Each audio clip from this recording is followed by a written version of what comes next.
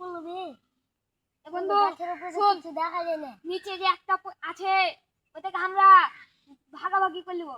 আচ্ছা যেটি হারা পেয়েছি ওটি ভাগ করে নিচে একটা আছে ওটাকে আধা আধি করে নেবো। হবে? আচ্ছা হবে। নাম তাহলে ওরে আগে ভূত রে।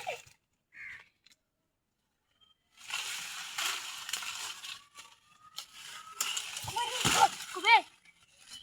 দাঁত পেলেছি দাঁত ভাগাভাগি তুই এখানে দিলে আমি এখানে দিলি। যা হাজি ভাই তোমরা এটা কি করছো? এটা যে ভূত আছে।